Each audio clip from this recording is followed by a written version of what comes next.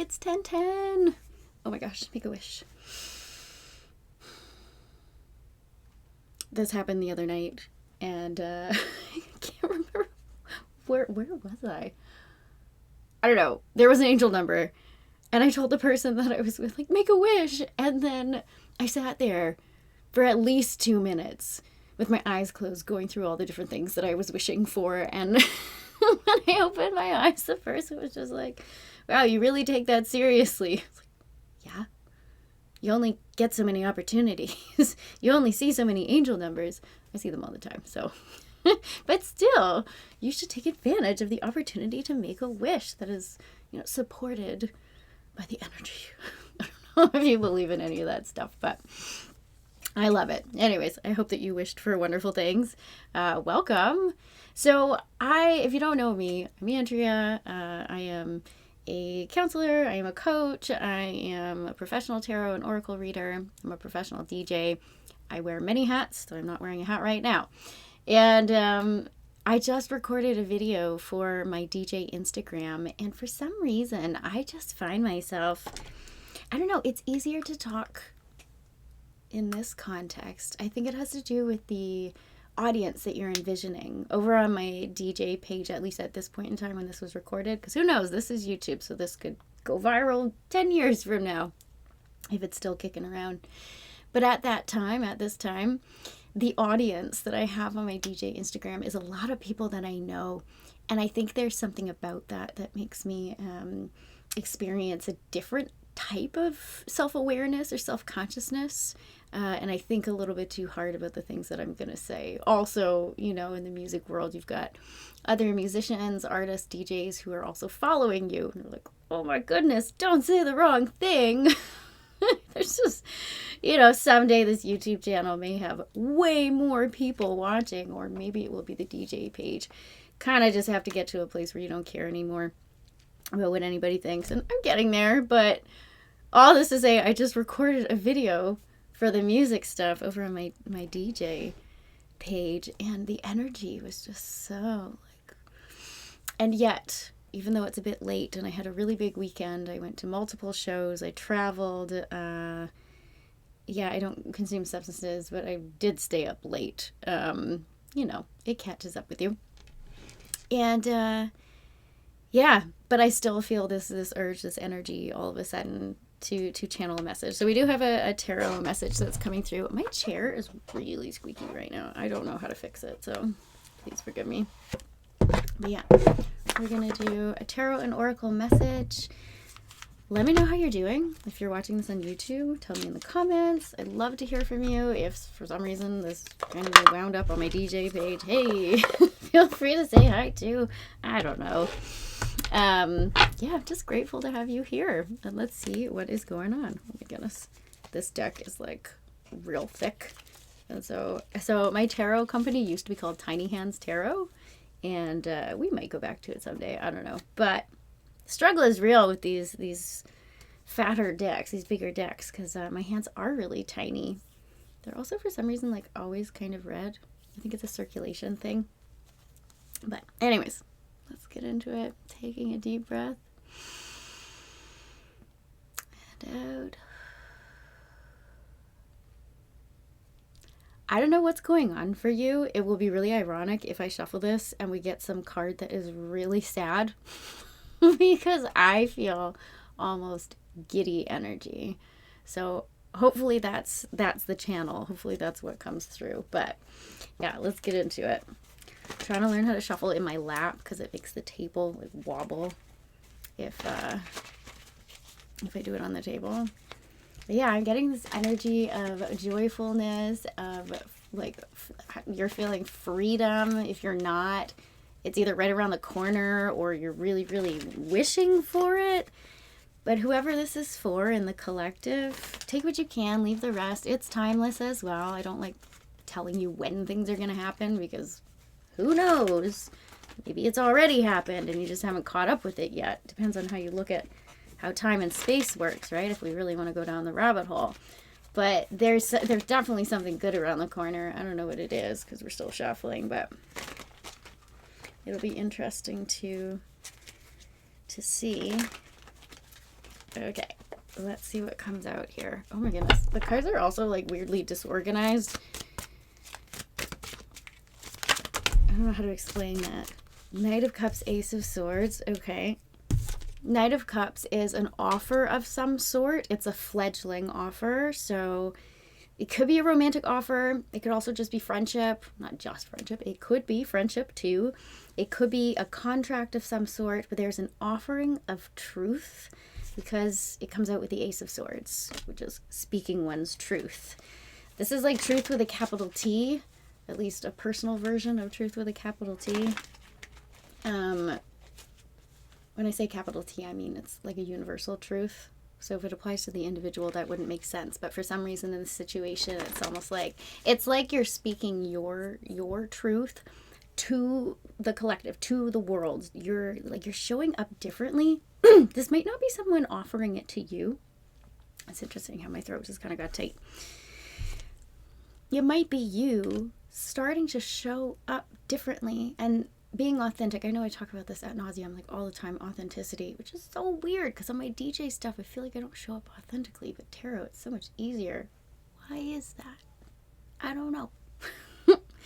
But this could be you showing up tentatively and being like, okay, I know what my truth is and I know what authenticity means to me, but now I got to show up and I got to share it with people. What's that going to look like? And I think there's a combination of fear, like anxiety around it, and then this giddiness, because you know on the other side of fear, just like they always say, is everything that you truly want. And I think you feel like you're pretty darn close. You know, it's like having done a really long, difficult journey and being exhausted and wanting it to be done, but also the giddiness. It's like the last wind that pops up. I don't know, I just had this weird intuition to take the bottom card, and now that makes sense. I'll tell you in a second. It's like the knowingness and being like, oh man, I'm exhausted. I'm so tired. This has not been pleasant, but you're so close and you know it. So all of a sudden you're like, I can do it. I can do it. It's going to be worth it. Right? So maybe you've been really putting in the work internally. This could be years going through a process of, unpacking all of the false narratives, the false story. Yeah, interesting. Things that you've internalized from other people and society. Can even be people that love you, but maybe they don't understand you and they think that they do. That can be very confusing for us, and we spend years sometimes unpacking what is not ours to carry in terms of our beliefs about ourselves and what we can have, what we can achieve, where we're going in life, who we're going to be. Like you are in a big phase of letting things go, not just the unpacking anymore. It's the letting go. Oh my goodness. Ooh, I love this. Ugh. It's such an interesting dynamic because we've got the Knight of Cups, right? The offering. And then we get the Four of Pentacles, which is it's the holding. So I'm getting this energy of the desire to show up, the desire to speak authentically, shares the things that are truly important for you. And then also it's like 1 foot on the gas, 1 foot on the brake kind of energy, and you do burn yourself out when you live like that. I know that there's fear, I know that there's anxiety. I almost feel like you're getting to a point where, you know how some folks in the social media sphere and self-development sphere are using the term, I'm going to say duck you money, quack, or like duck you energy. I don't think I can swear on YouTube. So it's the Nine of Wands is like a chip on your shoulder. Sometimes it looks like building with these wands, like a shelter or like a self-made prison in a way. But I almost feel like it's not so much defensive anymore. It was a shelter that you built in order to do the work, to discover yourself, to let things go, and to integrate. So we're going to be able to walk away from that shelter that we've built, but we're not coming out necessarily with a chip on the shoulder anymore, like really feeling hard done by. I don't think that's your energy anymore. You may have felt that way, but you're shifting out of it into empowerment, not at the cost of anyone else's empowerment or their success. It's like you finally get it. That it has nothing to do with anybody else. It really doesn't. I'll tell you, I've had a bad habit over the years of getting into what I call compare and despair. It's really easy to fall into that in the days of social media, you know, and just to the extreme that we're all locked into our phones, many of us, most of us. Comparing and despairing, it's so easy to fall into that trap. But I think you're coming out of this phase of just letting it go finally, because you understand the mechanism behind the suffering, right? And the suffering is valid, but it's not permanent, and you're recognizing that. So don't shame yourself if you kind of kept yourself stuck for a long time, because integration happens as quickly as the slowest part of us, right? We have different parts to us. Some of those parts want to sprint ahead and achieve, and they are in direct conflict with the parts of us that are terrified and dig their heels in, and they don't want to move forward because it's just absolutely terrifying to them. We only change as quickly as the slowest parts, and that's why we have to turn towards what's holding us back as opposed to just trying to bulldoze past it. It does not work, I'll tell you. I've been doing this work for a long time. But this is coming out of this protective space that you created for yourself, and recognizing that I don't need to feel in competition. I do not need to compare and despair. I don't even like the phrase, you're only in competition with yourself, because I don't think that's helpful either. I don't think we should be in competition with ourselves. I think that we should be our own best friend. At the end of the day, being in competition with yourself or being your own worst critic does not serve us sustainably. You know, I'm not a fan of the drill sergeant style coaching, probably because I'm very trauma informed with the therapist training. You're coming out and it's like, yeah, the wounded warrior, but you're not wounded anymore, and you know that. So it's just warrior energy, and you're not going to war with anybody else. You're not going to war with yourself. You're literally just going out into the world to make duck you money, to bring that duck you energy, but only projecting that towards the things that aren't helpful anymore. It's a really positive energy is what I'm trying to communicate. But I get the hesitation. I really, really do. So just know that these are just representing different parts of you, and they're both valid. The desire to like hold on, lock it in. And then the desire to show up in well, I just kept hearing in service. So maybe this is about offering your gifts to the world, not just speaking your truth, but in the way that you offer your gifts to the world, your truth will show up, whether it's speaking or it's just people seeing you being your true self and loving yourself instead of rejecting yourself and no longer hiding. Yeah, it's like your truth will be communicated through what you say, but also what you do, your movements, your travels, your decisions, the things that you say no to, the things that you say yes to. Okay. Lately, I've been starting to claim the term like channeling, and the more that I've claimed it, the more that it actually happens. Like 20 minutes ago, I was exhausted. I was like falling asleep. Now, my body feels warm and excited. There's like a blissful feeling. I'm really tapped into someone getting excited. I'm getting stoked. I don't know what's going on for you in your life, but hopefully this is you. If not, give it a few days. It might, like that breakthrough might come. You're okay. It's in these baby steps of self-expression. I think you're getting scared because you think you have to do it perfectly and you have to do it all at once. You don't. But going onto lockdown is like slamming on the brake while you're trying to press the gas, and you're burning yourself out, and then nothing gets accomplished. Yeah, I feel kind of a breathlessness now as well. Like and yawning. Oh, pardon me. And it's like a tightness in my chest all of a sudden. So yeah, there is fear and anxiety there for you. But it's just that fear of judgment. I do think we have to get to a point where it's like if you want something else in your life, you have to be able to just be okay with being afraid of things.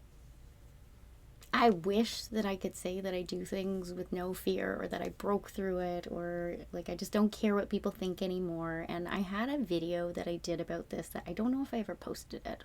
I'll try and find it. But the message that was channeled in that video was basically just do it knowing that they're watching. Just do it knowing that they're judging you. It's not about don't care that they're judging you. It's you're allowed to care, and you still have to do it anyways. You know you do. Because you know if you don't, you'll probably regret it. I know that. I know that when I do things that scare me,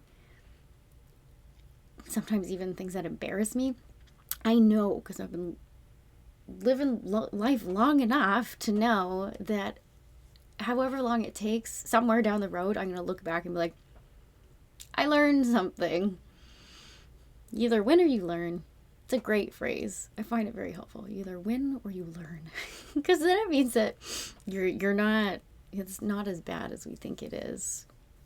You know? So the regret that I have about not taking certain opportunities has been more challenging than having to deal with the discomfort. And trust me, I experience plenty of discomfort.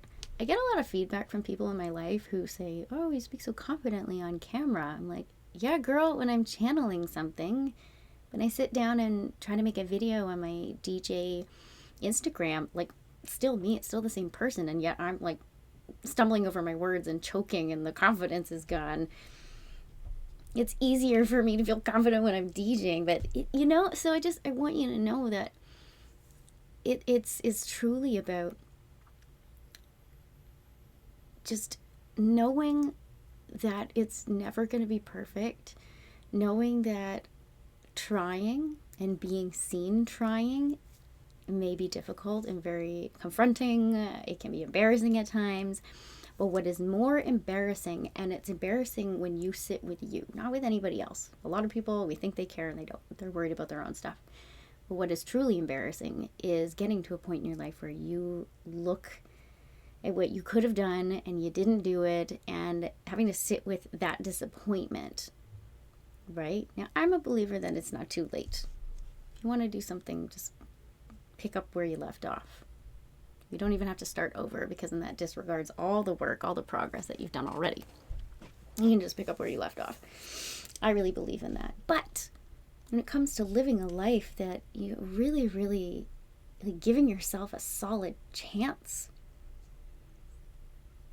I would be embarrassed at the end of my life if I didn't go for certain things. And I am navigating this right now, but I think you are too.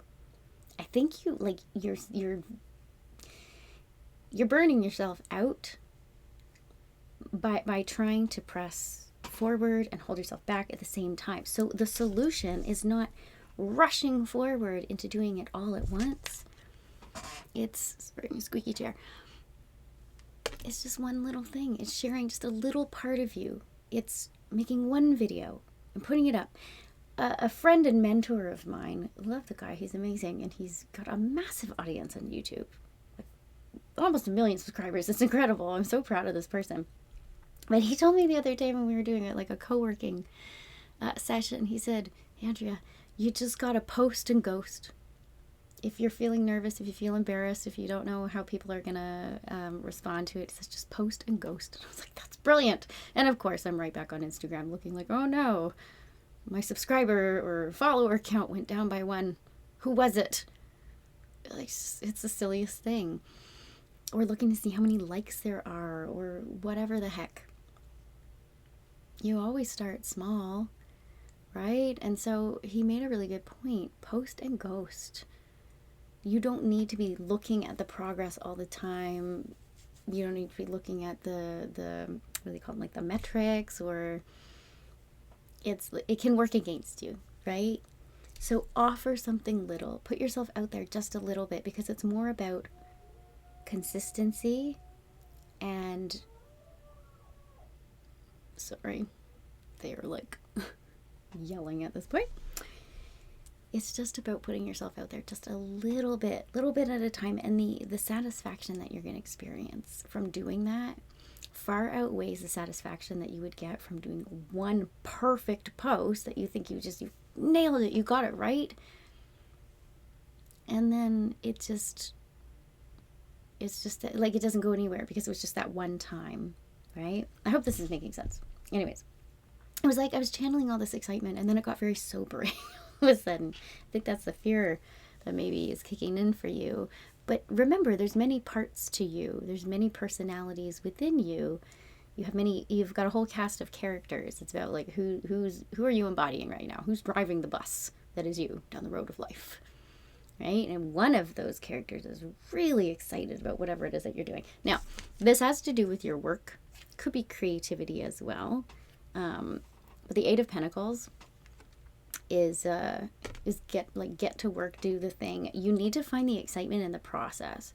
You need to, and I think you are, but it hasn't been consistent. You showing up and doing your process, and it hasn't been consistent. You enjoying your process. And then there's an opportunity that's going to come from it. I love this. Oh my goodness. Oop, there we go. You showing up. You doing the thing. Whatever the thing is. You taking it out of drafts and you actually posting it. And then I give you permission. Not that you need my permission, but post and ghost. Just post and ghost. Just do it. You don't need to look. You don't need to look. You just need to do the thing. I am so inspired by, there's a DJ and producer named Badger, and it's so funny because I don't know tons of his music. Apparently he's quite well known. I've just been living under a rock lately.